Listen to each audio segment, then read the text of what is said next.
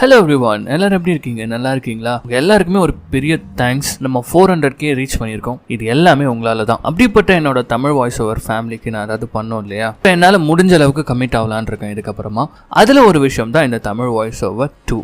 இதுக்கப்புறமா இந்த சேனலில் சீக்வல்ஸ் மூவிஸாக போடலான் இருக்கேன். சீக்வல் மூவிஸ்னால் ஏகப்பட்ட பார்ட்ஸ் இருக்கும் இல்லையா? இந்த ஹாரி பாட்டர், டெர்மினேட்டர், எக்ஸ்மேன் சொல்லிட்டு. ஸோ அந்த வரிசையில் நம்ம இன்னைக்கு ஸ்டார்ட் பண்ண போகிற சீக்வல்ஸ் என்னன்னா pirates of the Caribbean. So இதுலேருந்து ஆரம்பிக்கலான் இருக்கேன். கோர்ஸ் இது ஆல்ரெடி தமிழில் இருக்கு, நிறைய பேரும் பார்த்துருப்பீங்க. ஆனால் பார்க்காதவங்களுக்கு, புரியாதவங்களுக்கு ஷார்ட் அண்ட் ஸ்வீட்டாக 1 by 1 ஒவ்வொரு பார்ட்டாக சொல்லலான் இருக்கேன். ஸோ இது முடிஞ்சதுக்கு அப்புறமா அடுத்த சீக்வல்ஸ். இதில் நம்ம வெப் சீரிஸ் மாதிரி எந்த ஒரு கேப்போ இல்லாமல் கண்டினியூஸாக போடலாம் அப்படின்ட்டு இருக்கேன். And welcome to Tamil voice over channel. நான் உங்கள் யாரோ அர்ஜுன் யாரோ. இது வரைக்கும் இந்த சேனலை சப்ஸ்கிரைப் பண்ணாதவங்க சப்ஸ்கிரைப் பண்ணிக்கோங்க. மறக்காம பெல் ஐகானை ப்ரெஸ் பண்ணிக்கோங்க.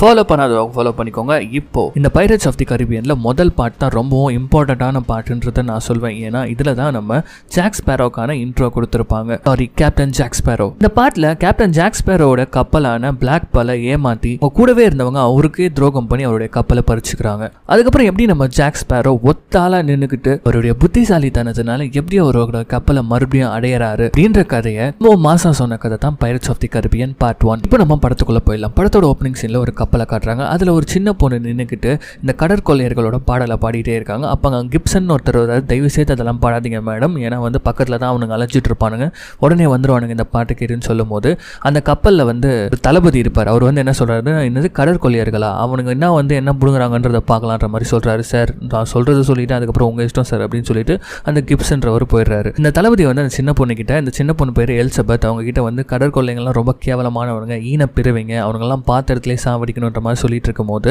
சின்ன பொண்ணு எலிசபெத்தோட அப்பா தான் அந்த இங்கிலாண்டோட கவர்னர். சின்ன பொண்ணு தளபதி அவளெல்லாம் இப்படி பயமுத்தாதீங்க அப்படின்ற சொல்லிடுறாங்க. இப்போ நம்ம எலிசபெத் நின்று அப்படியே பார்த்துட்டு இருக்காங்க கடலை. இப்போ திடீர்னு ஒரு பலகையில் மிதந்துட்டு ஒரு பையன் வரும். அங்கே பாருங்க ஒரு பையன் அப்படின்றத சொன்ன உடனே அந்த பையனை தூக்கி மேலே போடுறாங்க. அங்கே பார்த்தா ஒரு கப்பல் பயங்கரமாக செதஞ்சு கிடக்குது. அப்போ கிப்ஸ் சொல்கிறாரு, ஏதோ சொன்னீங்க பார்த்தீங்களா, எவ்வளோ கொடூரமாக வந்து வேட்டையாடிட்டு போயிருக்காருங்க இவனுங்கன்ற மாதிரி சொல்கிறாருங்க. இவங்க இதெல்லாம் பேசிகிட்டே இருக்க எலிசபெத் பையன் சின்ன பையன் கிட்ட போகிறாங்க. அவன் பேர் வந்து எழுச்சி வில் டர்னர் அப்படின்றத சொல்லிட்டு மயங்கிடுறான். அப்போ தான் அவன் கழுத்தில் ஒரு பதக்கம் இருக்குது. அதை எடுத்து பார்க்குறாங்க. பார்த்தா அதில் பைரட்டோட சிம்பிள் போட்டிருக்கு. இங்கே இவனும் பைரட்டுன்னு தெரிஞ்சு அவன் ஏதாவது பண்ணிட்டு போகிறாங்கன்னு சொல்லிட்டு எலிசபெத் அதை மறைச்சு வச்சுக்கிறாங்க. அப்படியே கட் பண்ணா நம்ம எலிசபெத்தை காட்டுறாங்க. நல்லா வளர்ந்து ஒரு இளம் வயசு பெண்ணா இருக்காங்க. அவங்களுக்கு கனவு மாதிரி வந்துட்டு போயிருக்கு. ஸோ அந்த டாலர் எடுத்து அவங்க பார்க்குறாங்க, அந்த கழுத்துலையும் போட்டுக்கிறாங்க. அப்பதான் அவங்களுடைய அப்பா கவர்னர் வராரு. அவங்களுக்கு ஒரு புது ட்ரெஸ் எடுத்துட்டு வராரு. அந்த டைம்ல லண்டன்லாம் இந்த மாதிரி தான் போட்டுட்டு இருப்பாங்க, டைட்டா அந்த ஷேப்காக. எதுக்குப்பா அப்படின்றத கேட்கும்போது இந்த மாதிரி நம்ம தளபதி வந்து மேல் பதவிக்கு போறாரு, அதுக்கான விழா நடந்துட்டு இருக்கு, ஸோ இதுக்கு நீ வரணும், அது மட்டும் இல்லாமல் அவருக்கு நான் உனக்கு கல்யாணம் பண்ணி கொடுக்கலான்னு இருக்கேன் அப்படின்னு சொல்லும்போது நம்ம எலிசபெத்துக்கு ஓகே தான், பட் அந்த அளவுக்கு இன்ட்ரெஸ்ட் இல்லை. சரி ஓகே, அந்த ட்ரெஸ்ஸை போடுறாங்க. செம்ம டைட்டா இருக்கு அந்த ட்ரெஸ். டைம்ல நம்ம கவர்னரை பார்க்கறதுக்கு